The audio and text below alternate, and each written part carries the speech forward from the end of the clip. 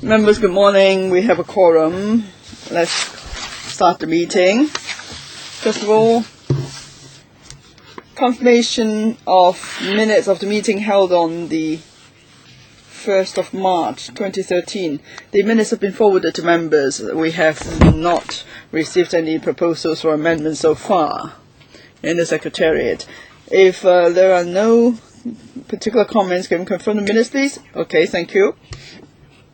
Information paper issued since the last meeting. There were 4 papers, and the information is in the agenda. Items for discussion at the next regular meeting on the 5th of July. The administration has proposed 2 items. Now, next meeting is on the 5th of July at 10:45. 2 items to be taken up. Coordination of public transport services in the wake of commissioning of West Island Line and South Island Line. As you know, the Island Line extension will soon be commissioned. The other item is listening responding program.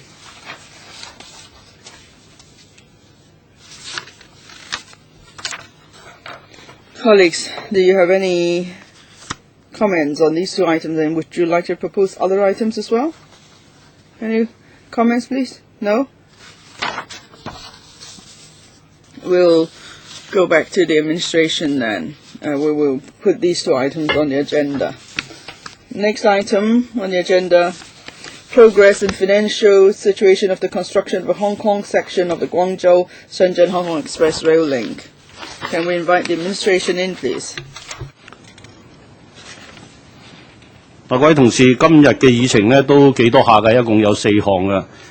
We have a heavy agenda, members. 4 items. For the first 2 items, of course, I'm sure you will have great interest in them. It's about the construction of the Guangzhou-Shenzhen-Hong Kong Express Rail Link, ERL, and then, of course, the light rail incident on the 17th of May. 2 other items are MTR service performance and safety campaign organized by the MTRCL. Now, I would like us to have enough time to discuss the various items. So, administration, when you do the introduction, please be concise, and members, please keep questions short as well. Hopefully then we could cover all the agenda items. I'd like to welcome Professor Anthony Cheung, Secretary for Transport and Housing, and his team, and also from the representatives from the MTRCL. Now, I won't read out all names because we have such a heavy agenda today, because I would like to save as much time as possible for the discussion. So, Secretary, when you're ready, please start. Thank you, Mr. Chairman. We will try to watch the time. Now, for the there's been a lot of media reports expressing concern about the construction of the Hong Kong section of the Guangzhou-Shenzhen-Hong Kong Express Rail Link, XRL. And so thank you, Mr. Chairman, for allowing us to include this item on the agenda so we could answer members' questions, and the MTRCL would also report to you the progress of the works as well as the status in relation to the execution of the contract. Now, the construction of the XRL commenced in January 2010, and all has been proceeding on schedule. As at the end of March 2013, for the tunnels and the West Kowloon terminus, over 70% of the excavation works have been completed. Latest assessment of the MTRCL is that we could complete the Hong Kong section works of the XRL by 2015. Now, in any major construction project, it is common that contractors may come across certain difficult situation, and for various reasons, contractors may ask may claim a compensation, and it happens, and then there will be a need for discussion.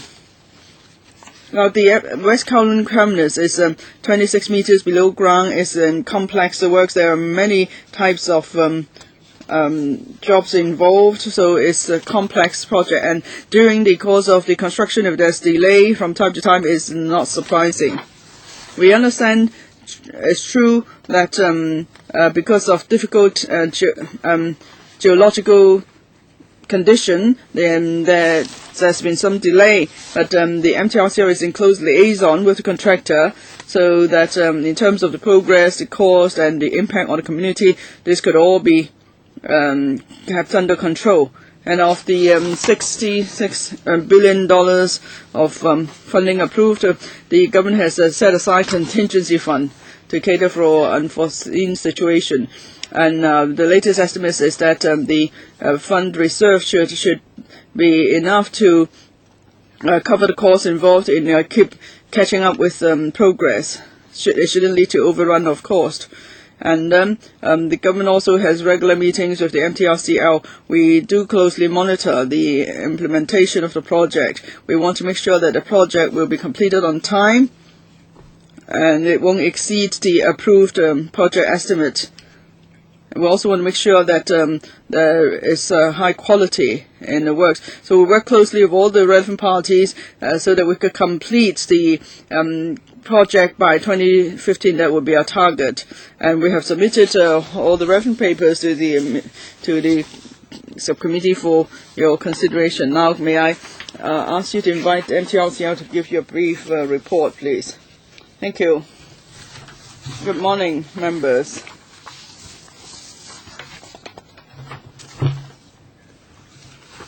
Now, the general public have expressed concern about the progress of the XRL project. I've prepared a PowerPoint presentation. Now, this is the terminus, 4 levels, as mentioned just now. We have already reached the lowest level, the platform level. Concreting started in September last year. Some has reached B3, level B3. And to the eastern end, the taxi stand lay-by area, we are doing it from it's a top-down approach in doing the concreting, and we completed the first 2 levels. And the southern part of the terminus, again, is a top-down approach. For the upper 2 levels, the work's been completed, and we started electrical and mechanical installations. Now we are moving to levels B3 and B4. And for the track, the city section from Nanchang to north of Nanchang to some 2 kilometers, the first tunnel has been opened up, and on the 29th of March, we're now moving north again. We have moved about 650 meters northwards. The next section, Kwai Chung. Underneath Kam-lam, 2.7 kilometers of broad tunnel, and you can see that we've already bored through. And we have put in a center partition wall in the main tunnel. The E&M contractors are also moved in to start electrical and mechanical installations. The longest section, Tai Mo Shan section, we've completed 60% of the tunneling works. And we expect that by the end of the year, the tunnel of the Tai Mo Shan section will be completed. This is the emergency rescue siding and stabling sidings. Now, there was some problem with the geological condition. There's been some delay, but now progress has picked up substantially. For the 7 of the structures have been completed. That includes the largest structure, that is the running maintenance shed. And then next month we're going to start laying the tracks. EMN contractors will be able to move in too next month. And we estimate that in the first or second quarter of next year, the rolling stock would be delivered, and it will be stored here. And then this facility will be ready to accept delivery of the rolling stock. For the Kai Kong Shan section, 3.2 kilometers, we have completed 40% of the tunneling works.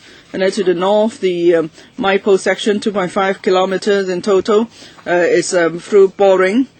The tunnel works is through boring, and we expect for the first tunnel it will be poured through in the middle of July of next month, and then the second tunnel will start boring in July. And then from Maipo to Yau Ma Tei, the southbound lane should be completed by the end of this year. For E&M works, the E&M contractor is responsible for detailed design, installation. Now, the detailed design has been completed, and we've completed all the management in relation to coupling and so on. And the products also being completed, like escalators, and so on, and we're doing site testing. So we want to make sure site testing completed before these are sent to Hong Kong. Now, the work started in 2011, and it's a challenging project, as the secretaries pointed out. It's far more challenging than most other major construction. Now, we also face same problems that the construction industry face, like soaring costs in raw materials, a tight labour market, and the geological changes, and so on. There are many issues. The works team has to work closely with the contractor to resolve all these problems. And that's always been the goal of the works team and the contractors in any other projects. It's the same with the XRL project. Now, I'm not going to go into details here. I've already explained the overall progress, tunneling, E&M, tunnels, E&M works, and so on. The first rolling stock, actually production of rolling stock started in April. We're testing the first set of rolling stock already. So we work very closely with the contractor, hopefully, so that we could complete the project by 2015 as scheduled. Thank you. Secretary, anything else from you? No? Thank you. 4 members have raised their hands. Are there any other members who wish to speak, please? Because I want to work out how much time we need. Wong Kwok Heng, Kwok Ka Kei, Wu Chi Wei, Tan Ka Piu, Patrick Yik, Paul Jie, Christopher Chung. Anyone else? No? Great. 3 minutes each then. Please be concise. Mr. Wong Kwok Heng. Mr. Chairman, this question is for the Secretary. On the 15th of May, there's a media report. The XRL works will be delayed, and there's need to pay compensation of $1.5 billion. But the administration, MTRC, subsequently denied that there's such a case. Now, in another paper, there's appendix to say that the compensation is of a similar amount. So my question for the Secretary is this. So what is really the truth about the case? Is there any cover-up? The claims made, is it really the same as reported? Is the report true? Or are you denying that report? And contingency, $5.4 billion. But accumulated claims is already $4.6 billion. There's only $800 million left. So the $5.4 billion of contingency funds, would that be sufficient? Will you need to apply for supplementary provisions? Secretary, I'll say a few words and then my colleagues can supplement. Usually in major construction project, contractors will make claims, and it's really common in the construction sector. Of course, the claims must be substantiated, and in this, and then on the actual details, the contractor and the employer will have to discuss whether the claim is reasonable and so on. The claims may not be the same as the compensation paid eventually. And in major construction projects, there are often claims. It's rather common. Maybe I could invite my colleague to supplement. Director of Highways, Mr. Peter Lau. Yes, Mr. Chairman is right. In major construction works, the contractor has the duty to complete the works in accordance with the program. But then there is risk-sharing arrangement. The contractor will have to shoulder certain risks, but if the contractor believes there are other risks quite beyond what they need to take up under the contract, then in accordance with the contract terms, the contractor may make a claim. Now, the claim reported in the press is one of the claims, actually.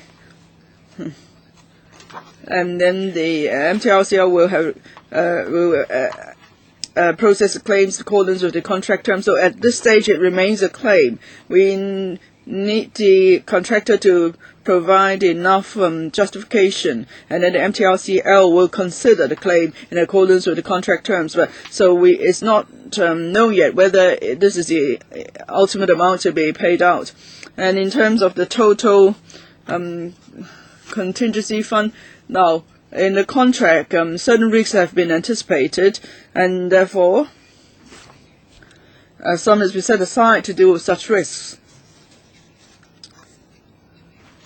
The paper mentioned $1 billion has been given out, and for that $1 billion, it's already accounted for in the beginning. It's not the case that the full $1 billion would be deducted. Dr. Kwokaki. Well, this is White Elephant. It's cost some $60 billion in Hong Kong. You know about the scandals on the mainland about the express rail link, so Hong Kong people are really concerned. Now, I've read the paper, and I thank the MTRCL for only telling us the good news but not the bad. So you're trying to gloss over the picture. But the public don't see it that way. We're concerned about cost overrun. We're also concerned about safety. For the Tai Kok Tsui section, some residents have reported trembling of buildings, and there are even cracks on walls. And we don't know if there will eventually be subsidence of roads and so on, and that would be totally unacceptable to the people of Hong Kong. Now, you have set aside $5 billion or so as contingency. Now, this is really all about phase this project, so the government will pay anything. So the Hong Kong Treasury is like the ATM of the contractor. The contractor could draw out as much as it wants. You say, of course, you're going to control things. We know the government has a political agenda. It has to complete the works by 2015. By then, mainland officials or officials from the CPG and the CE may come and officiate at the commissioning ceremony. So works, they will have to rush through the works, and we don't know how much it will cost, of course. Secretary, of course, it wasn't your decision. You're just taking over. But can you tell us, in terms of safety and expenditure, what is it that you haven't told us that would be enough to cause the people of Hong Kong great concern? Chairman, on the expenditure of the project, as I just said, our latest evaluation is based on the assumption that it can be completed in 2015 as scheduled. And the budget will be within the 66.8 billion originally set aside. Regarding the claims by contractors,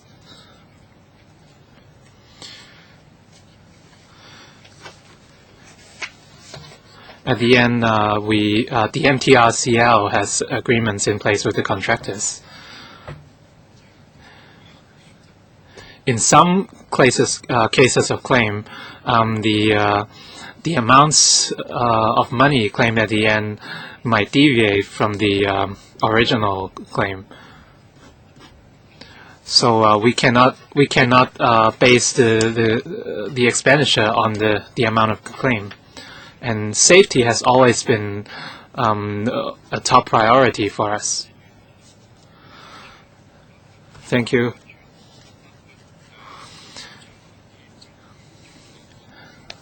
When we talk about safety, we are talking about the safety of the project and for the relevant residents, and we have a comprehensive safety system in place. The safety indicators will satisfy the requirements of both MTRC and the administration.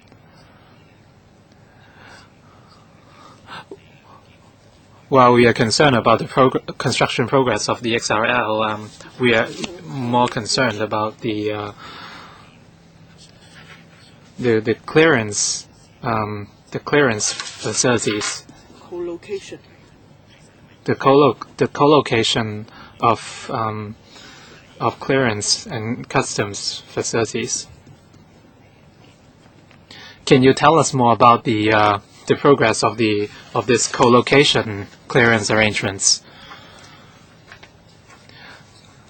The design of the West Kowloon terminus during the construction progress of the WKT, we have taken this into consideration.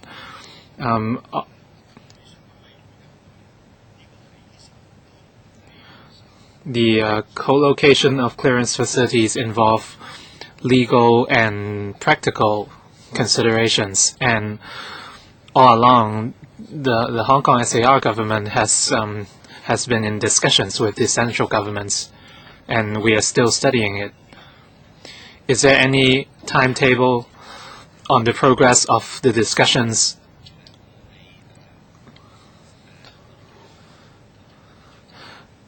And secondly, the MTRCL as the project manager, in case of delays, in any delays in the projects, what is its role?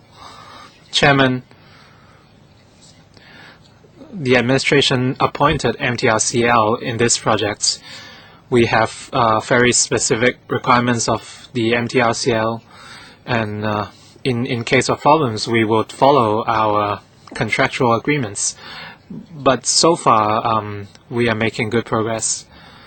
The government has set up an interdepartmental committee to monitor the projects, and we host regular meetings. And on the co-location of clearance facilities, we hope the problem can be resolved. We hope any bureaucratic and legal obstacles can be cleared. For the project itself, it will be completed by 2015. And our previous term's secretary had mentioned that in LegCo too.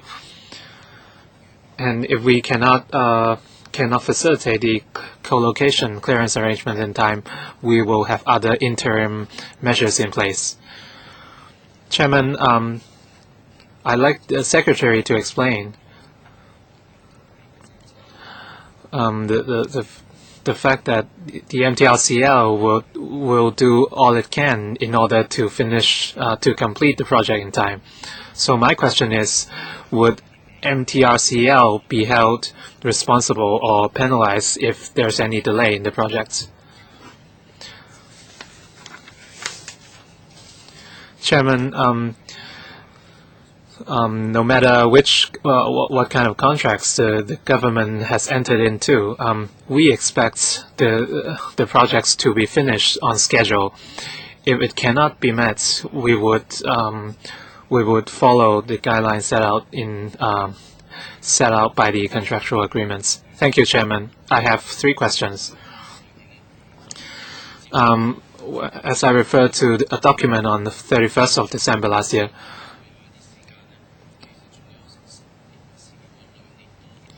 and there are still 2 or 3 years until the project is completed.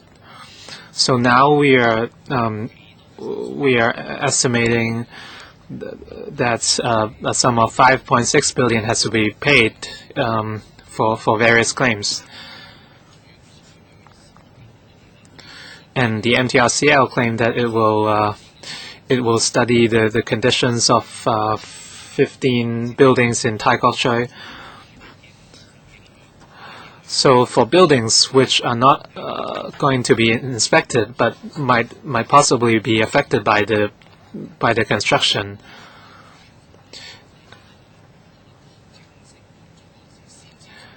and when the XLR eventually is commissioned, in terms of buildings affected, what would the MTRCL do? And are there any figures on the injuries related to the projects? I will let the MTRCL respond to the inspections of buildings in Tai Kok Tsui.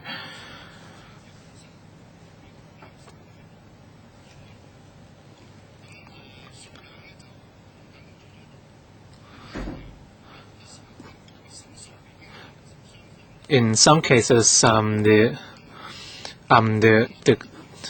claims are very commonplace, and it doesn't mean that the claims would affect the progress of the project. I can quote a past example.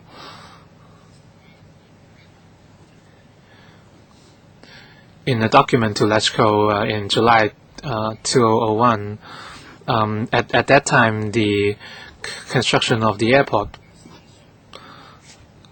and the claims received by MTRC and the airport authority were very substantial, and over 20,000 claims were received. Regarding safety, we have 161 claims so far since the project started. Most of them are minor injuries, slips, and we have had one case of death since the start of the project. In terms of the figure, it's around 50% less than the mark set by the government. And most of the injured victims are Hong Kong workers, and we hope to attract more local staff and young staff to join our team. We have a small number of experts, for example, in the tunnels, but otherwise most of our workers are local. As the Secretary just said, in big construction projects like this, we could have unforeseen circumstances. It's very common to have claim cases. And the Secretary has repeatedly said that the project will be completed within budget and by 2015. My question is this just your personal wish, or is this an informed estimation based on proper evaluation? So how high is your confidence level? Is it over 95%? Chairman,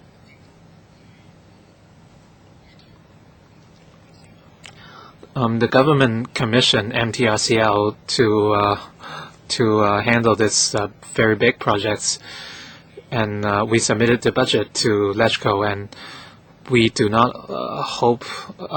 We hope that it can be completed within budget, and that's my wish. But it's not just a personal wish.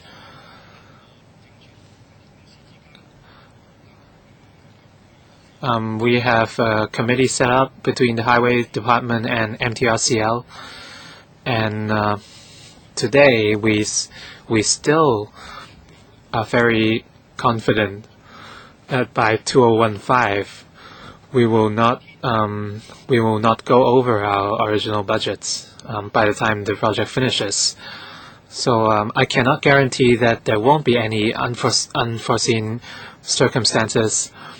But so far, 70% of the projects has been completed, and the E&M works have been going well, and that's why we are very confident.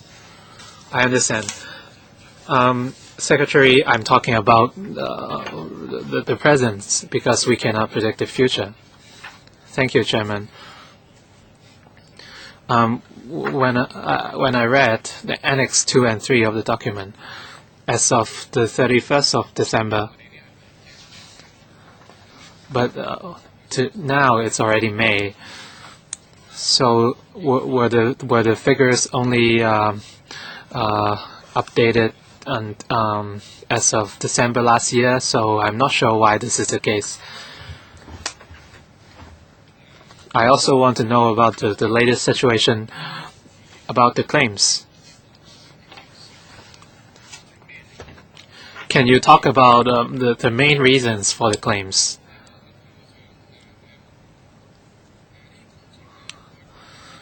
Another question is, I think the projects have timelines.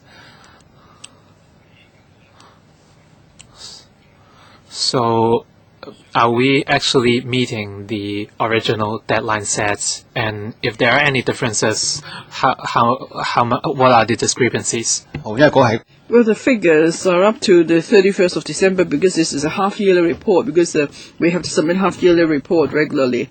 And of course, the figures will keep changing for the reasons for the claims and so on. And I defer to the Director of Highways and also the MTR. Do you have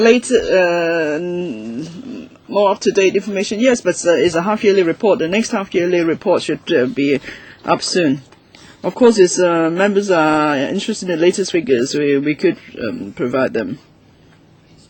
Thank you, Mr. Chairman. Thank you, Mr. Zhe, for his questions.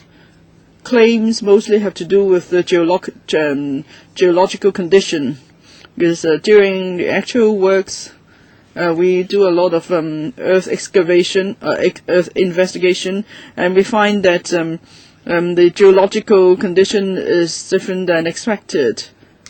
And in one case, we were, and because we couldn't do the earth investigation, soil investigation before we take over the site, and when we actually do an investigation, when we find the situation is different than expected, that's one of the reasons for claims.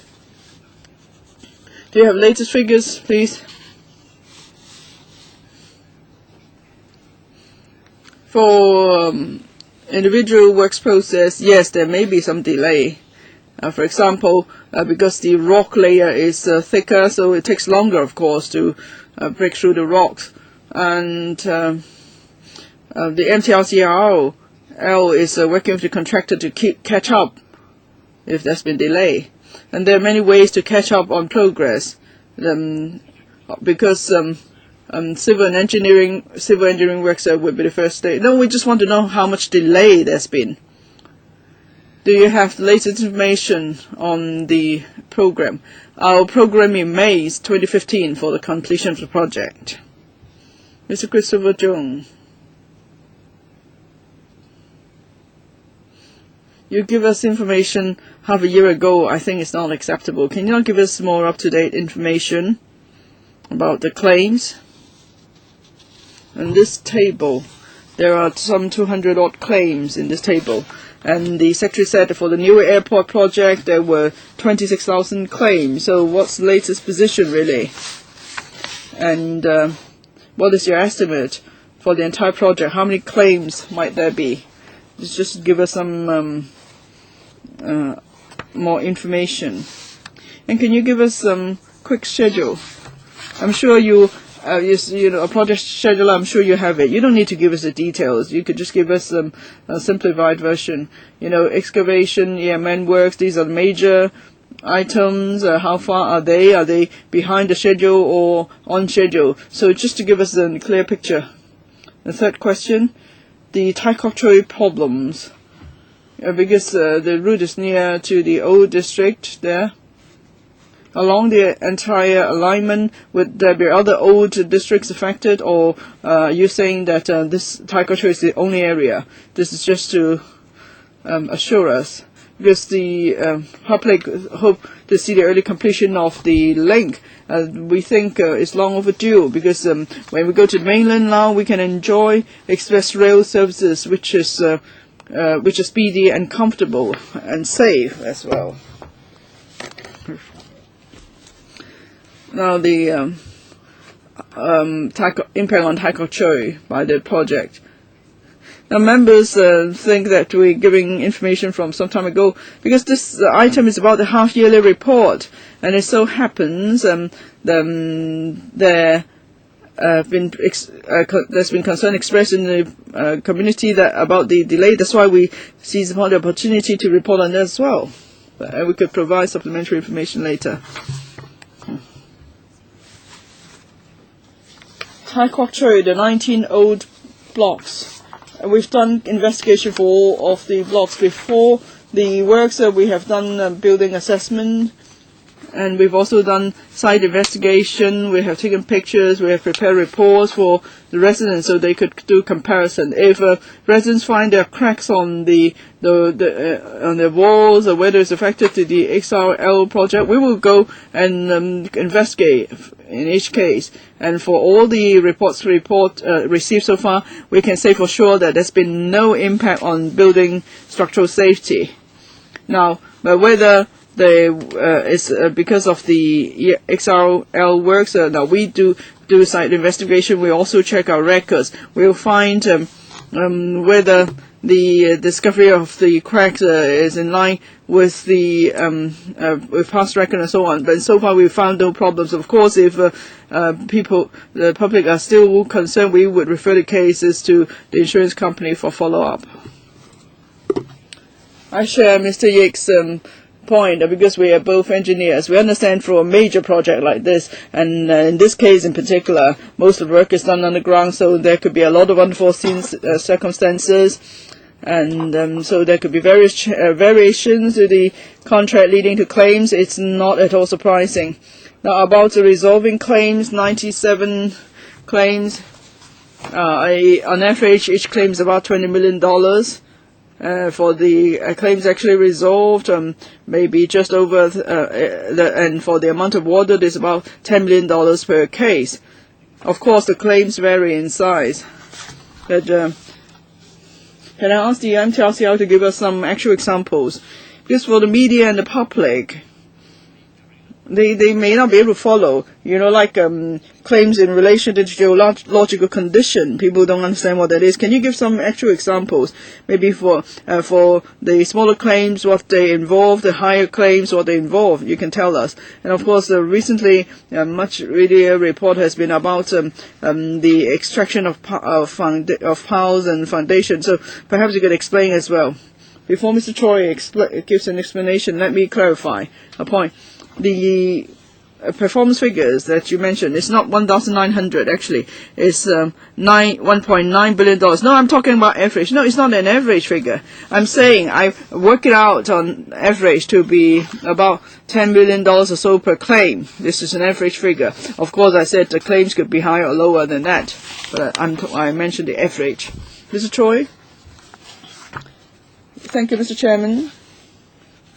First on claims. For every claim, it varies in nature. It depends really on the position of each contractor. In the appendix, claims awarded have to do with the foundation works. And that is when foundation works ended up being different than the boring investigation done.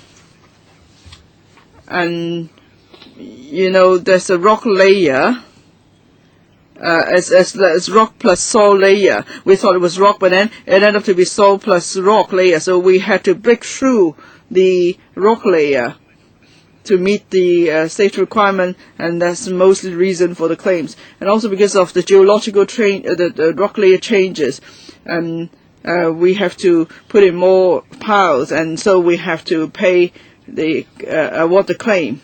And as you said, most of the tunnel work is done underground, so there are a lot more unforeseen circumstances, and that's why there are these claims. About extraction of the piles, perhaps I'll leave that to my colleague. Yeah, I think it's about the Nam Chang station, the incident of powers being extracted. Now, for the vertical positioning, is been more difficult than expected in terms of extracting powers, because it turned out to be different than our expectations. So we need a new methodology, we need more machinery to extract the powers. Mr. Leung Kwok-hong, the XRL, there are so many uncertainties. You know, if you talk about express rail link on the mainland, because the central people's government won't pay, so we don't know what's going to happen. Now, when you convince us that there's a need to build the XRL, we are paying some $60 billion just to save 10 minutes. It seems that the premise of your case has changed. I watch mainland TV a lot. After restructuring of the Railways Ministry, there is not enough funding, and the CPG is not going to give subsidy to the local governments, so local governments are running out of money. So have you found out about that? Now, you mentioned initially that the XR will bring us so many benefits, but these benefits will no longer be there. And then we asked about also co-location of clearance facilities. We said it couldn't be done. Because I may get on board at West Kowloon, I could get off at any stop on the mainland, and the central people's government say, well, there's this black list, they won't allow it. What if I get on board West Kowloon, and then I could get off any stations along the mainland route? They won't allow it, right? I use myself as an example. And on works, you know, you can't deceive me. I'm not an engineer, but I was involved in building of the MTRCL. Whenever we hit rock, we would cheer, because that means we could claim compensation. So we know what it's like. But because, of course, you want to rush through the project, you want to make sure it's completed by 2015.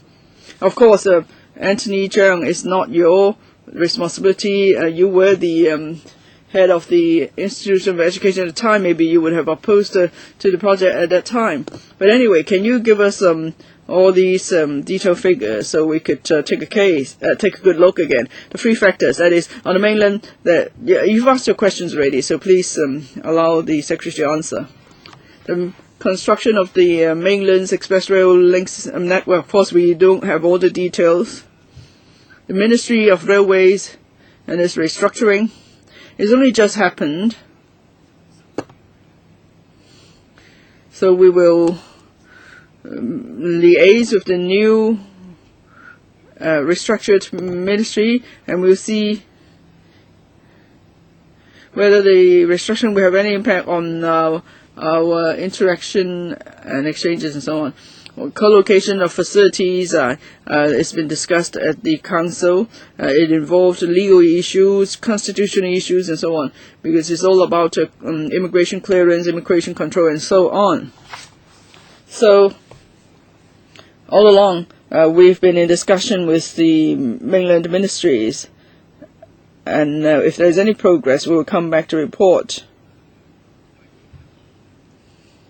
As I mentioned, the XRL works were completed in 2015, so we need to put in place relevant arrangement to make sure that there won't be this error, that we can't use the XRL when it's completed. The third stage report, is it normal that Mr. Choi, the investigation report before the work starts, we do the same number of investigation reports. Actually, we probably do more than usual. And as the Secretary, as he pointed out, sometimes you couldn't move on site, go into the site. For example, if it's not been cleared, or the golf course, we couldn't move in before it's relocated. So we couldn't do the investigation earlier. But for unforeseen circumstances, we have contract terms to deal with that. The contractor has to provide all the information, and then we will have detailed vetting and scrutiny of the claims. Even the government would scrutinize claims, so it definitely won't waste public money. Mr. Leung, you have used up your time. Mr. Ronnie Tong. I'm surprised to read this paper today. Now the media has exposed the case and it sparked widespread concern. This council is supposed to monitor the work of the government, but Secretary, you give us a report on figures 6 months ago. So is it the case that you don't respect the role of LegCo in monitoring the government? Don't try to deceive us, Secretary. I've been in engineering works arbitration or adjudication for 30 years. I know exactly what's going on. Now, you admit that by the end of last year, there were $3.6 billion of claims made. And how much by now? Would it have doubled or what? So you need to give us the latest figures. There are usually 5 types of claims. 1, change in the design. Or 2, the geological condition is unexpected. 3, inclement weather. 4, other unforeseen the obstruction or a delay itself could lead to claims. So could you give us figures on these 5 types of claims? So we want to know how much claim is made for under each type. I want to see if there's some problem with the design to start with. Remember, in the last term of LegCo, there was such a debate. At that time, we questioned you. Perhaps you haven't done a proper design, and then you just pushed ahead with the project.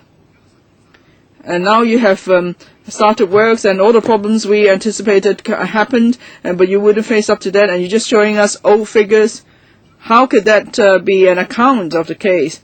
Secretary, can you explain why you didn't try to give us up-to-date figures before this meeting? Why can't you do it?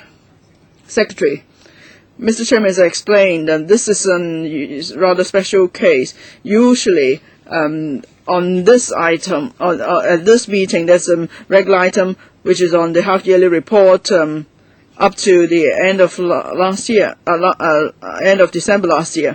But we want to address public concern. That's why I've asked the Chairman to allow us to include an item on the recent media reports about possible cost overrun and so on.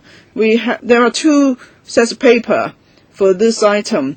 One set of paper is on additional information, and of course for the claims amount is not anything. It's no secret. We will have to. But why don't you produce the information? And we need time to do the calculation. You know, this case has been around for more than a week, but it's not yet time to submit the next report. No, but you don't have to wait till it's time to submit the next report. There's public concern. You know, there is this meeting. Why can't you take a step more? Why can't you prepare all the up-to-date figure for this meeting?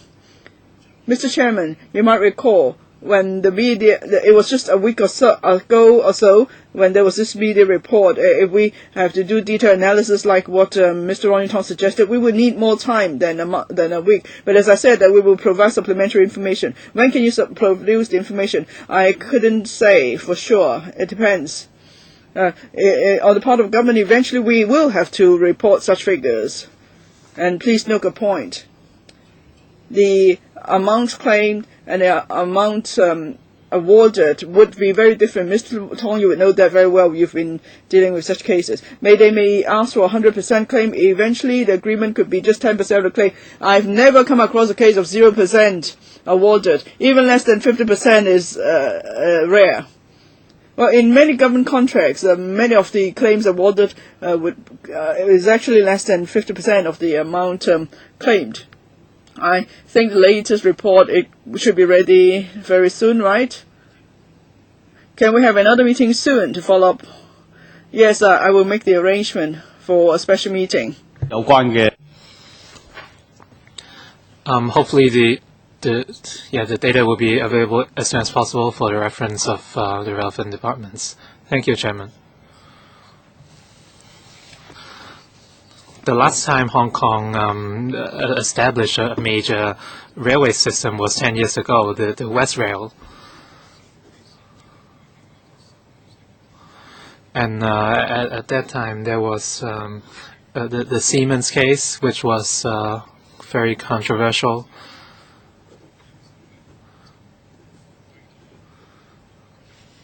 At that time, when the company tendered for the projects, it undervalued the tender, and they want to get more money. Right now, the signaling system is very crucial to the XRL project.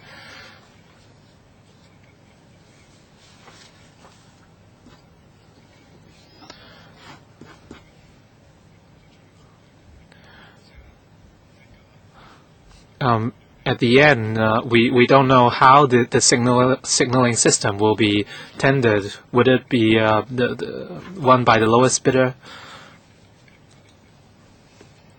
I want to know what's the status of the tendering of the signaling system, because this is absolutely crucial to the railway system. I want to know the progress of the tendering exercise, the approval exercise. This is about the safety of the railway system. The signaling system is related to all the safety systems and potential incidents. Can you talk a little bit about this?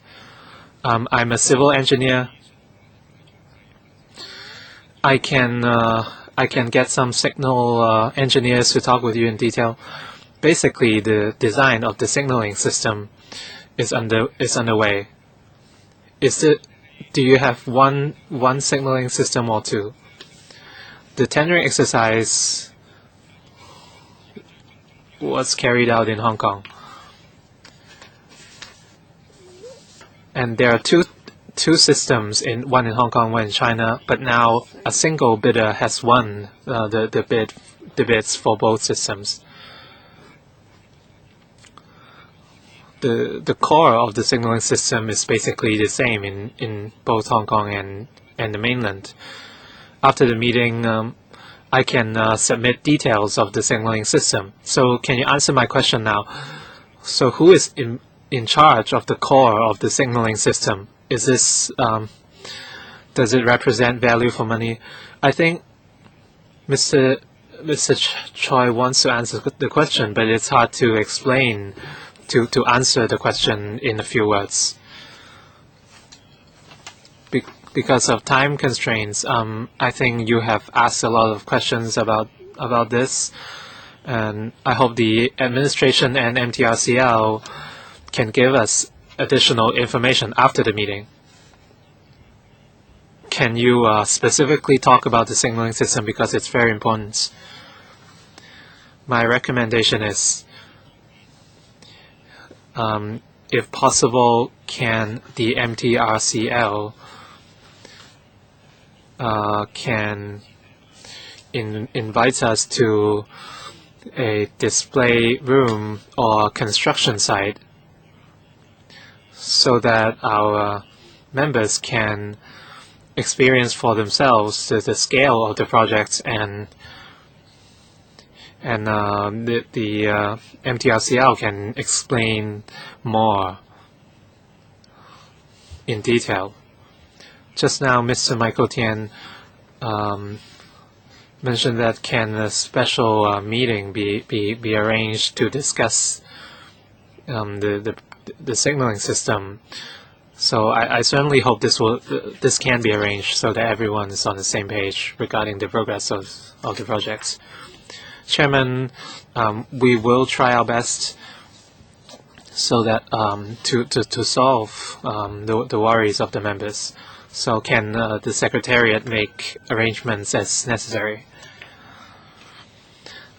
After the meeting, we will prepare the relevant information, including the number of claims since December last year, and more information about the signaling system. Mr. Choi wasn't able to give very specific information because he's not the signal engineer. Next item in the agenda, please.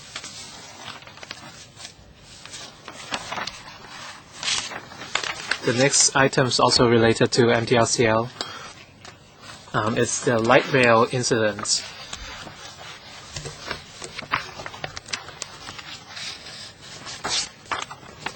The Secretary will continue to be present.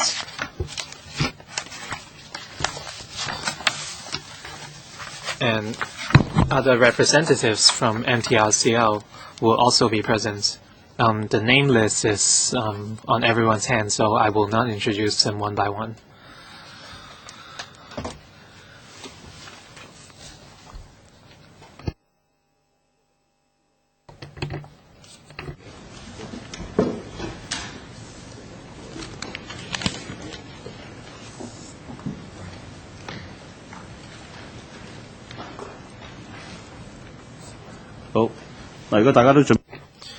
If everyone's ready, I will invite the Secretary to make a brief introduction. Chairman, on the 17th of May, a light rail incident happened. 77 passengers were injured, and I send my regards to the relevant victims. In the documents submitted by MTRCL, the relevant representatives from MTRCL will explain the incident. I have 3 points. Railway safety is of our biggest priority, and the government is very concerned, and we must find out the roots of the problem and to avoid similar incidents in the future. And the government has requested the MTRCL to submit a report within 3 days, and the police has made detailed investigations on this traffic incident. And police investigations are underway. According to reports from MTRCL, according to initial investigations, no mechanical faults are involved in this incident. So the concerned railways, cars, and signaling systems are all in normal condition, and there's no immediate danger. After the investigations, we agree with the investigations, and at the time of the incident, the speed of the light rail was over the limit, and whether this was the cause of the incident, the police will make further investigations. Regardless of the route of the incident, we have asked MTRCL to make safety pledges, and the MTRCL has responded by reminding the rail captains the importance of safe driving, and safety inspections will be stepped up, and car speed cameras will be set up. And in cases of rail incidents, in most cases, a large number of passengers are often involved, and so contingency measures are very, very important. And in this incident, the MTRCL had provided shuttle bus services and overnight repair works. So I hope the MTRCL, we can invite the MTRCL to explain more about the incident. Dr. Jacob Kam, please. Thank you, Chairman. On behalf of MTRCL, I send my regards again to all affected passengers, and I apologize to the affected passengers. And after days of investigations, we have submitted an initial investigation report to the administration and EMSD, as well as the police, so they can continue their investigations on the incident. We will continue to work with the police today I want to report on the information we collected these few days. And I want to make a brief recap on the incident. A couple set light rail vehicle on route 761P was heading from Hang Mei Chun Stop to Tong Fong Chun Stop, and the vehicle was making a left turn, and on each car there's 2 sets of wheels, and three sets of wheels came off the rail, and the 2 sets of wheels on the front car and the first set of wheels on, and the overhead cables, overhead line masts were damaged, and the electricity supply was affected. And at the time, we made an announcement to the public immediately, and we arranged shuttle bus service to help the affected passengers. And our priority was to take care of the injured passengers, and after all injured passengers were sent to the hospital, we commenced our repair works. As you may know, the entire repair process was very, very complicated, and we worked overnight, and the affected areas were affected, and the recovery works and light rail service resumed at 8:09 a.m. the next day. First, we had to remove the first car of the light rail couple sets, and it was taken back to the rail depot. And when the wheels of the second car were secured back into the rail, they were towed back to the depot. And the damaged overhead line masts were reinstalled, and this is the most difficult part, and this wasn't completed until 5 a.m. the next morning. We tested the safety of the overhead lines. We also checked other affected facilities, including the rail lines and other facilities, and we repaired facilities which were slightly damaged by the incidents, and according to our protocol, we performed safety checks. And we conducted a test run by non-passenger carrying LRV, and by 8:09 a.m. Normal service, light rail service, was resumed. And after the incident, we performed an investigation together with the police. First, our engineers inspected all systems, including the braking system on the affected rail. There were no irregularities, and we inspected LRVs which were manufactured during the same period, and all were found in good condition. We investigated the signaling system and other facilities, including the overhead lines, and they were all in normal working condition. In addition, no foreign objects was found on site which might have affected safe light rail operations. When we look at the site of incidents, there was a junction, a rail junction, and the light rail was making a left turn towards Yuen Long, and on route 761P, and after passing Hang Mei Chun Stop, it passed by this rail junction, and there was an onboard data recorder, or also known as the black box. At the time, the rail speed was 40.9 kilometers per hour. However, our stipulated speed limit for at the rail junction is 15 kilometers per hour. So we believe that the incident was related to overspeeding. So we have handed the case to the police, so they can and we will work with them in terms of the investigation. While we are still waiting for the results from the police, we have already stepped up our measures, safety measures. We would remind our captains on the importance of safe driving, and we would also step up spot checks within the LR network.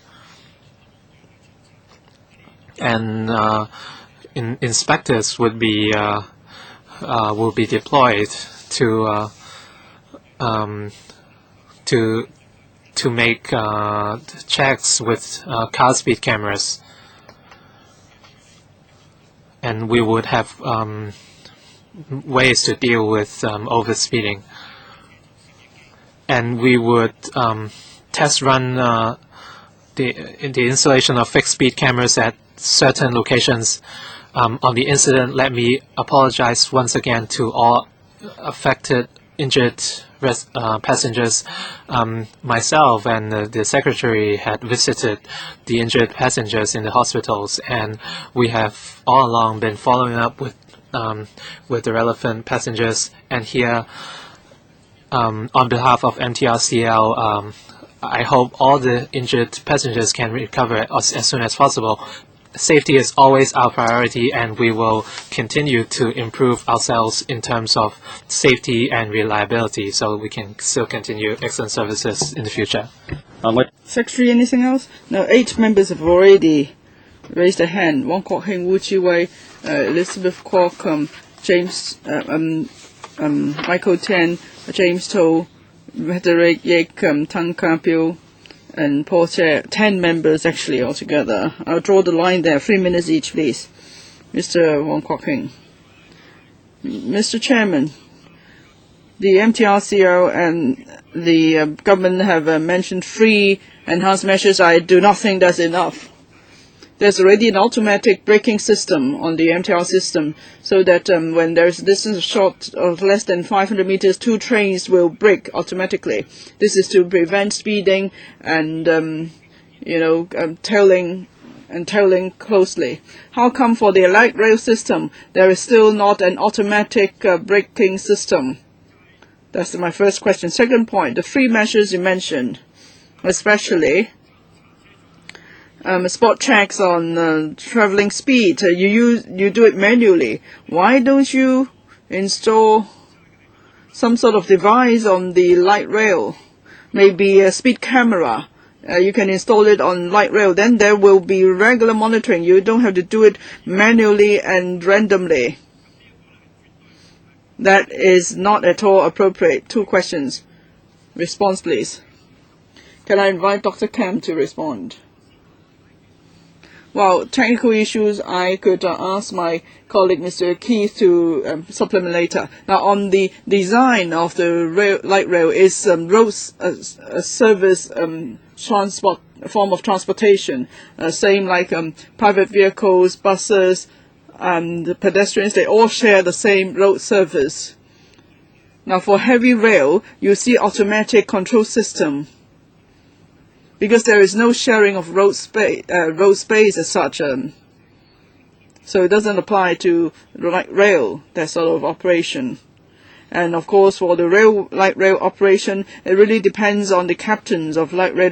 The captain has to watch the traffic signals. He has to watch whether anyone is crossing the road. And at a road junction, if he wants to pass, even though he's got the green light, he has to check whether the vehicles before him has left the junction before he could enter the junction.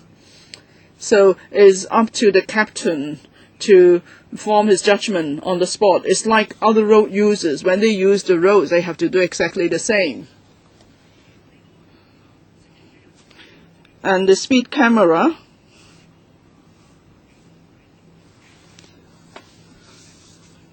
now refer to the arrangement of police for the installation of speed cameras on normal road surface. Now, spot checks and speed cameras are both to enhance the safety awareness and alertness of road users. In this case, it's the light rail captain. They know that someone will be monitoring the speed anytime, and so they will be even more alert. That's the idea. And if members don't mind, may I invite Mr. Keith to say something more on the technical aspect? Why is it that for the automatic system, whether it applies or not?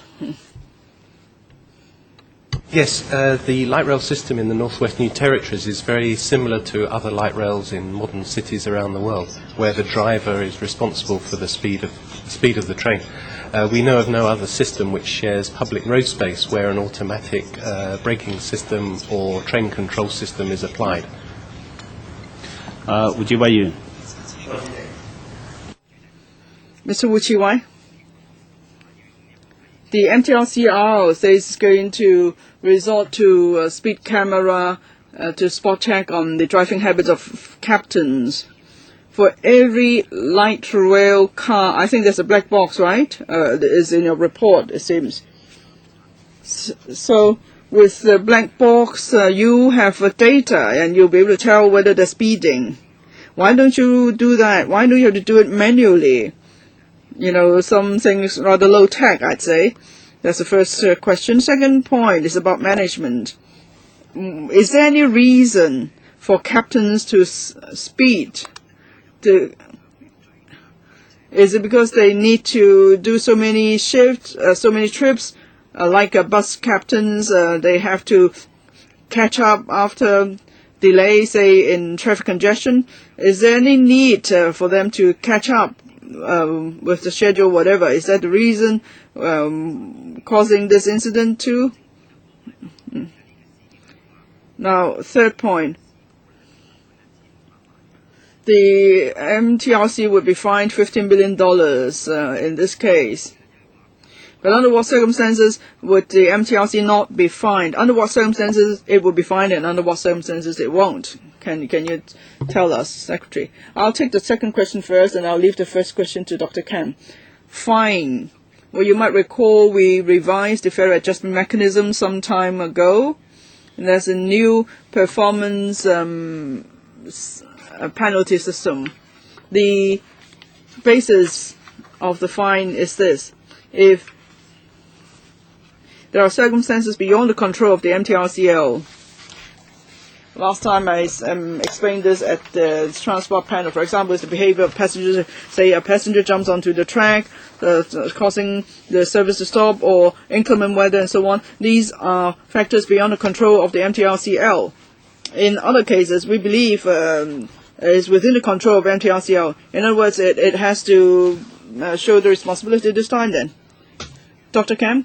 Thank you, Mr. Chairman. Thank you, member, for the question. It's a good question. Yes, we did consider the using the black box. Now, for the black box, it takes time for us to analyze the data, and we have to match the data to different sections of road because different sections of road may have different speed limits. So if we use the black box, then we can achieve what members would like us to achieve. We believe spot checks or speed camera would help. They would be more effective because when they're speeding, immediately we could detect it. And if there's excessive speeding, we could immediately stop the car or stop the captain from manning the car. If we use the black box, it would take much longer. So we want to enhance alertness. We want to step up monitoring. We believe spot checks and speed cameras would be more effective. Your management system. Yes. If captains, say if there is need for passengers to alight and get on board and there's a delay caused by congestion, we have no penalty imposed on captains, so there's no incentive for captains to speed. On behalf of the DAB, I would like to send my regards to the injured. I wish them a full and speedy recovery. And now you say you're going to do spot check, speed camera. The 3 points you mentioned, they're all rather passive. Would they be effective really to prevent the recurrence of similar incidents? So my question is, would you have some sort of system, maybe not an automatic piloting system, but maybe some sort of computer monitoring system So if they're speeding, it could be detected right away, or maybe at a certain junction, or when the car is approaching a junction, it shouldn't be going at such a speed. So the computer will show up the danger, and then the captains could be warned at once. So it would be some sort of immediate warning to captains so that they will slow down. It seems that you are just relying on scaring them. Say, oh, we're watching you, so they will slow down. Is that enough? And the second point, we've been saying that light rail is different than other rail systems because light rail has to share the same road service as other forms of other types of vehicles. So how do you do enforcement? Because you just rely on the light rail to monitor the captains. Is there any law enforcement power on the part of the government? Whether there is any, I will leave the light rail operation to the MTRCL. Law enforcement, this is a shared road space. So the light rail system is subject to the relevant traffic rules and regulations. So the police could enforce the law as necessary. Dr. Kam? Thank you, Mr. Chairman. Thank you, Member, for the question. If we look at the system design, all around the world, there are different various light rail systems. Whenever we're talking about systems sharing road space, so far there's no automatic system such as slowing down system or other piloting system, whatever. But to avoid accident, the main approach is through appropriate training and appraisal. Now, every 6 months, our captains are checked on their driving skills and attitude. So we do it rather proactively in the hope of preventing accidents. Perhaps I could invite Mr. Keith to tell you internationally for light rail system sharing road space what the control system is like. For our existing light rail vehicles, they do have an overspeed device, but that is to stop them at the maximum permissible speed. There are different speed limits at different locations all over the network, and this is why it is up to the driver to observe the sign speed and control the speed of the vehicle accordingly. And as Dr. Kam has mentioned, this is the common method of operation of these types of light rails in every city around the world. 主席，我想指出就係而家即係國際上邊。I'd like to point out that even if there is not such a system internationally, it doesn't mean you cannot develop new computer system to remind drivers or captains to slow down as appropriately. I hope the MTRCL will look into that further. Yes, Mr. Michael Tan. Let me answer the questions on behalf of MTRCL. Maybe they're not in a position to say that I can. Well, if you want to limit the speed, you could do it. You can have a custom-made system. But then the government wouldn't reduce the fees on them. They're not making money. They can't invest much in it. That's why. And you don't allow them to increase fare. And, with such improved measures, you won't prevent the case, say, when next time a car turns, it hits into another vehicle. So it's about enhancing the system, really. This light rail system, it came about during the colonial era. The British borrowed it from a small town in the UK. What happens in those places that land's not worth nothing, the population is small. So that's why they have taken up so much space. At the time in Tuen Mun, what was the population? Now the population has doubled. So this whole system is totally out of date. Now they cannot increase the number of cars during peak hours. People can get on board. When I was just been lifted, I tried to avoid those areas because it's so embarrassing. Because there's only so much road space. It's a shared sharing of road space, and if they add more cars, other road users will complain. So this shared sharing system doesn't work at all. Can I ask Dr. Kam this? Now, no one dares to touch this, and you are going deeper into trouble. I think the only way is to have some form of transition. That is, you keep the system at the same time you build new system in parallel with this one. Dr. Kam, for the people mover like the East Kowloon monorail system, the airport system, you could do something similar. They could make a 90-degree turn. It doesn't take up so much space. It may take a bit longer, but is there any possibility that we move towards such a system? It may take 8-10 years, doesn't matter. We could still keep the light rail in operation, and when that system is completed, then you could release land taken up by the light rail system for other road users. So technically, can this work, Mr. Dr. Kam? Thank you, Mr. Tan, for your comments. Now, the services provided by the light rail system now could meet the needs of the community. But of course, on the choice of systems, it's a matter of transport policy is a matter for the administration. If the administration wants to conduct a study, of course, we will fully support that effort.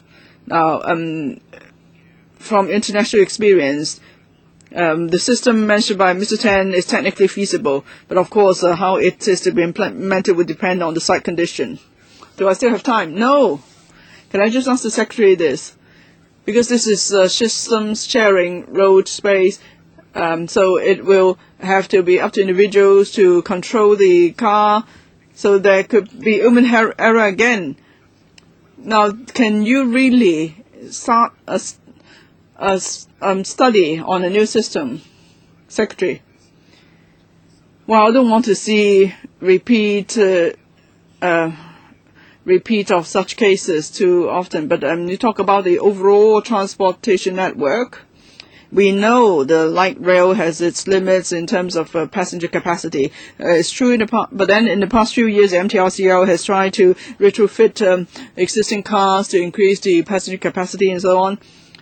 And if you say that the light rail system is not enough to meet the transportation needs of residents, the Transport Department could consider other forms of public transport to make up for that. But then Mr. Tan is suggesting we should ditch the light rail system and build a new one. That would be a major initiative. Now, I wouldn't say that we couldn't think along that line, but definitely this is not the way to deal with the immediate issues we face now. Mr. Frederick Eek. I'm glad to know that this is not have anything to do with the system. From your report, it seems that there is a good chance that there's human error involved. Speeding, you have proposed some measures to control speeding, and some members asked whether there could be an automatic speed limiting device, because this is about sharing road space, and I agree with you that's very dangerous to have such a device. I'm sure you have to step up training. It's all about awareness, really. And you have speed cameras, I agree. It's difficult to extract information from data from the black box, and it takes too long. Speed camera. Now, I have worked with small rail systems. They use the same approach, speed camera, to control speeding. For some staff, for some reason, they just like the speed. But then, of course, every day you'll be able to catch those people, and then they know that shots could have been taken of them, and then you could follow up. So the thing is, what do you do in terms of follow-up? How effective is that? So your colleagues know that they are responsible if they're speeding. So it's about execution. Now, Mr. Michael Tan said that Tim Mun keeps developing. Should there be a new system to replace this one? I think the government should really consider it. In terms of the long-term role of the light rail, this is an issue down the road we have to consider seriously. Coming up, we will have an overall review of the entire transport system in Hong Kong. Chairman,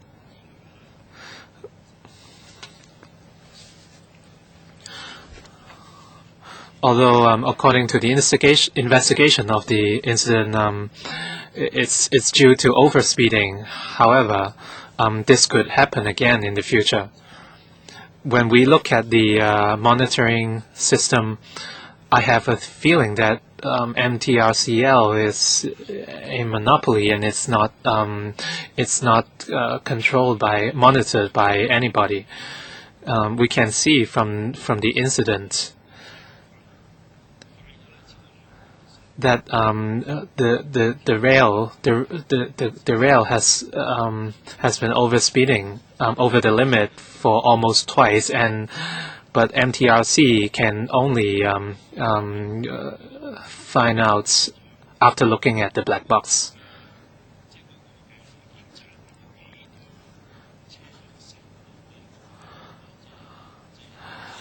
According to the car speed cameras, how many light rail captains were actually penalized? But you could not answer the question. You talked about educating the captains on the importance of safe driving, but do you have any deterrents or penalties in human-induced incidents like this? What are you going to do to monitor such acts of speeding in the future? Can the MTRCL or Secretary respond?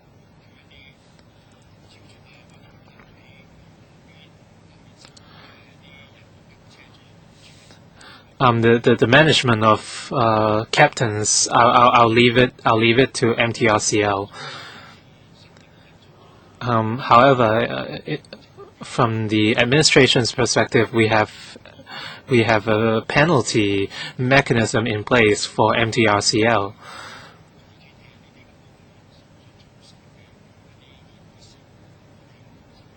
And for serious incidents, we would follow the penalty mechanism. Can Mr. Lau please respond? Thank you, Chairman.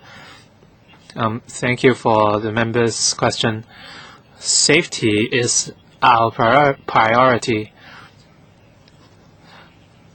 For the car speed examinations, we have a fixed protocol in place. If we find out from our laser gun detectors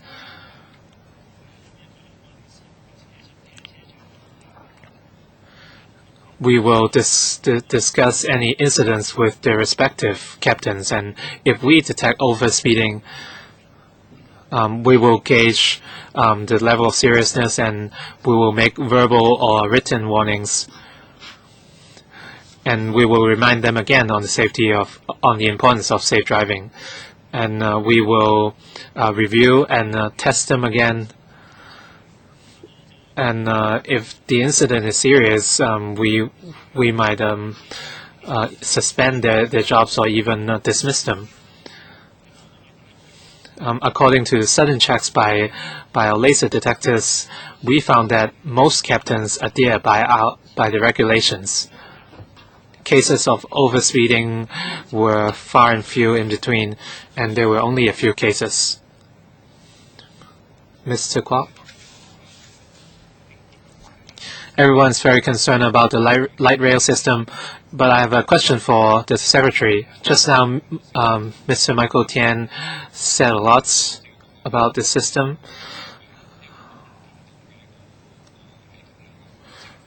The light rail system is not a very satisfactory system. So would the government really study alternatives? In terms of the incident, you said that overspeeding was the main cause of the incident.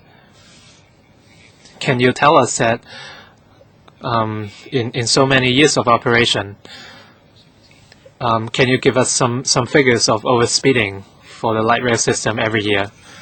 So why are you permitting this situation?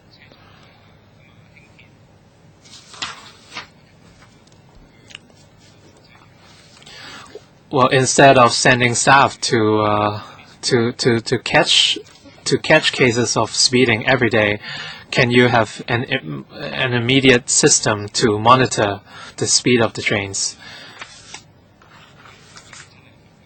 For the penalty of 15 million, actually, it's not a real penalty. It's paid in the form of its concession, and it does not hurt the MTRCL. The money comes from the public. Well, if the light rail is doing so poorly, why are you not deducting the money from MTRCL instead of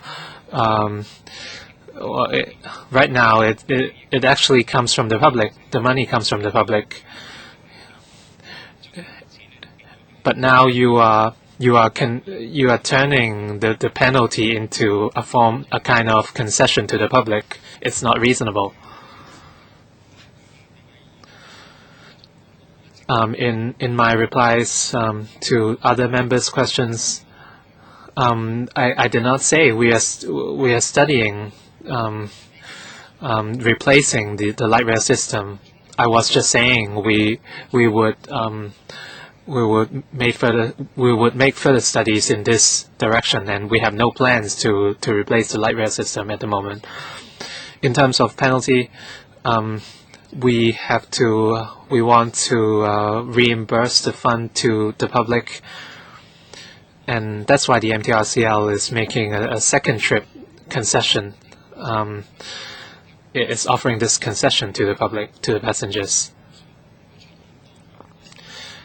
And if there are any train delays, the MTRCL has a mechanism in place to deal with that. And the salaries of its senior management would also be affected. So, Chairman, do you agree that the senior management of the light rail system have to be held responsible? I'm not making a very specific point. I'm just saying that the MTRCL has a mechanism in place to link the salaries of its senior management with the MTRCL's performance. What about the CASB monitors? We have covered it already.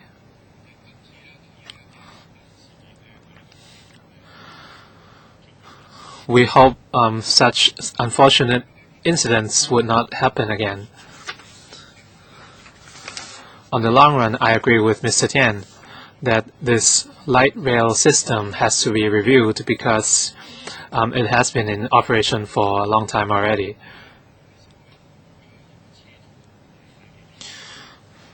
The problem of speeding is very important.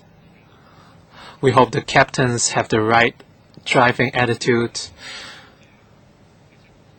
My question is, can the control center do more on this front? I'm not very sure because it might involve technical aspects. And the light rail also shares the roads with other forms of transports. In many cases, we want to avoid human factors in the operation of the rail. And we have to know the conditions of the drivers and captains, and I don't know what the role of the control center is in this respect. Actually, the light rail control center serves to monitor the overall surface. Well, just like for buses, if they are to operate smoothly, it requires every bus to operate according to procedures. In a shared system like the light rail system, the central control center has a lesser role to play on this. However, they can maintain communications with the captains via radio communications.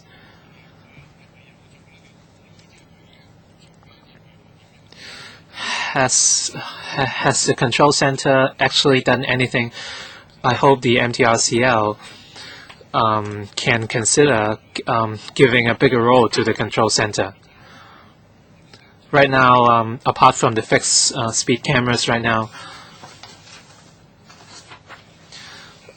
you're asking the captains to slow down at the junctions, but the problem of speeding has not been solved. Dr. Kam, please. For the sudden checks and fixed speed cameras, they both serve to remind the drivers and make them more alert of their car speeds. Thank you, Chairman. Mr. Tenkapio. Well, I and my brother live in Timuzo. I've been using the light rail for years. 2 questions. This junction here, or bend, of course I know it very well, from Yunlong to Tinshui Wai.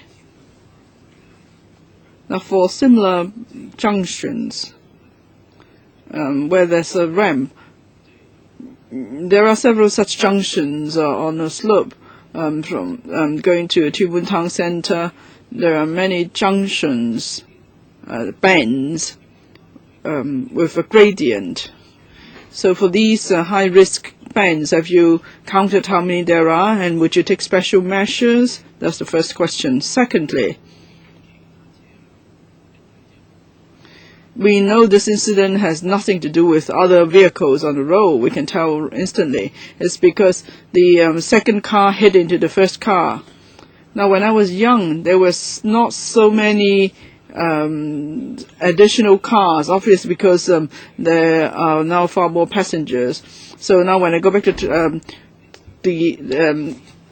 Tuen, I see there are more 2-car trains than 1-car trains. So it's about the design then, it seems. That have you done any assessment? Is the case that there are no more couple set light rail vehicles now than single light rail vehicles, and would that have any impact on safety when the vehicle turns the bend? Now there are more couple set of vehicles now than single set vehicles. So what do you think of that trend? Thank you, Mr. Tang, for your questions. For such bends, the gradient doesn't really matter so much. It's the bend itself. And usually we could make some adjustments to the track when to make the bend safer. Now there is a turn, and it's a junction actually, and at all junctions the speed limit is 15 kilometers per hour. It doesn't matter whether it's couple set or single set vehicle.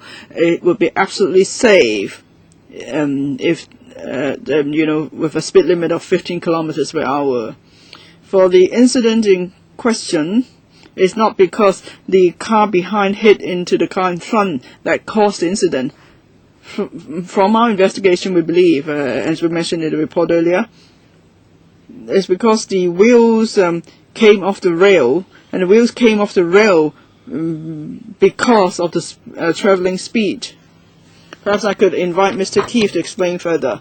Now for the car at the back, the wheels came off the rail, and the second car then touched the first car. That was the consequence, that was not the cause. May I ask Mr. Keith to explain further? During the derailment case, the brake on the second car was automatically applied by the disturbance of the brake pipe during the derailment.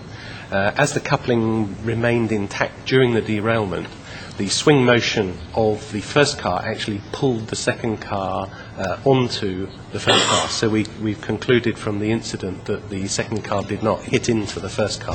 It was pulled against it, causing the damage. OK， 陳恒鑌議員。多謝主席。Mr. Chen Hanpeng. Thank you, Mr. Chairman. The design of the light rail, what's the safety coefficient? If it's 2, this time round is about 30-odd kilometers. So 40 kilometers above the speed limit of 15 kilometers is not too much of an accident. So is it a flaw with the design? Because this is tight band, even if a car is traveling at 40 kilometers, it's not too fast. has it to do with the band is not done properly, so that's why wheels may get off the rail. Now, Mr. Michael Tan said the light rail is not making money, and so they may not have a lot of resources to make improvement. But here we are talking about life and death. We're talking about safety. So can the government do more monitoring on the MTRCL? And for the entire light rail system is actually rather flawed. In Yuen Long, I'm a Yuen Long resident. We always say that the light rail system takes up the entire main street. Almost, it takes up most of the vehicular lanes. So many spots there's just one lane left for vehicles. The government said it could be considered as a long-term plan. Government Secretary, would you really decide to deploy more resources there? Because Tuen Mun and Yuen Long would have a huge population, and if you have a new rail system, it would substantially help the entire western part of the new territories, including Yuen Long and Tuen Mun. Do you have a timetable to consider that, please, Secretary? Mr. Chairman, we don't really have a timetable. As I responded to Mr. Michael Tan and Mr. Frederick Yek, I said, okay, they have made the suggestion. We could look into that.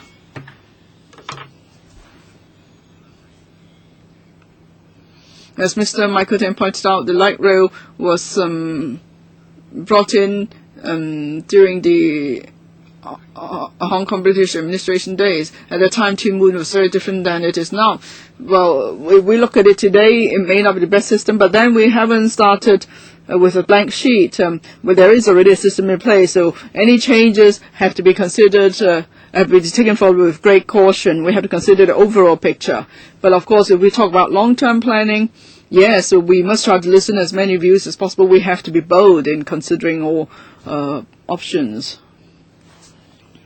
Dr. Kam, any response, please? About the band, the design is not based on safety coefficient. For this band, because there's a junction, so we have to. It's the junction that determines the speed limit of 15 kilometers, not the band. So, how fast would they have to travel before the rails may come off the rail? Do you have such data figures? We have data. We've submitted that to the police because the police is still doing the investigation. No, it's about the system. Let's say the speed limit is 15 kilometers, and maybe if it travels at 20 kilometers already, the wheels will come off the rail. If that's the case, there's a serious problem with the system, is it not the case? Well, no, it's way above 20 kilometers. The advice I've received is that because there is still a police investigation going on, we don't want to interfere with the investigation. We don't want to affect anyone involved in the case. That's why we are not in a position to provide any more information. No, it's about safety, Mr. Chairman. If for the system, if the car travels at 30 kilometers, definitely the wheels will come off the rail. Of course, if the car was traveling at 40 kilometers, the rails would come off the rail. But if that's the case, you have to do a lot more with the band. You can't wait till the police investigation results are out. Do you have threshold, some sort of a threshold? Yes, we have. Would you announce that later? After the police has completed the investigation, we could announce that. Thank you. Okay, all members have asked questions. Thank you, Secretary and the MTRCL colleagues for coming to the meeting. I think that's it for this item. Next, there are two more items on the agenda. They are similar, actually. It has to do with the performance of the MTRCL. And then at the next meeting, we also have an item to do with improving services by the MTRCL. Can I propose, since, we only have about 10 minutes left, Under Secretary, of course, you're keen because you've waited all morning. You might want us to go to this item, but I don't think there is much time for members to ask questions. So what do you propose to do? Shall we deal with the item today? I don't think we can do very much today. But then at the next meeting, we have the listening responding program item. It's actually related to improvement of services. Shall we wait till the next meeting? We could take them all together. Mr. Chairman, I respect your wish. As you know, this item is on the agenda, and this item, the last item was probably just an example because an incident took place. And of course, members more concerned about the incident, that's why more time was spent on discussion of that item. But here we talk about the overall situation, that is over a certain period, the surface performance of the MTR what it's like and so on. But Mr. Chairman, if you believe, we could take up the item later. Yes, we could do so. What do you think, members? Because we only have 10 minutes left. Even if I extend the meeting by 50 minutes, and next we have the transport panel meeting, definitely there won't be enough time to cover 2 items, even though they are similar items. Even if we merge the discussion in one, I don't think we have enough time. Shall we defer it to the next meeting then? Any objection, members? No? Fine. Under Secretary, my apology then. So we will move these 2 items to the next meeting on the 5th of July. We will take these items together with the item on listening responding program, okay? Shall we do that? Thank you very much. Now, when we discussed the XRL case, I asked the Secretary and the MTRCR whether we could go and visit their exhibition hall, or maybe we could go on site to look at the works. So the Secretary will liaise with them. The next meeting will be on the 5th of July, 10:45. Okay? Thank you. Meeting adjourned. Thank you very much.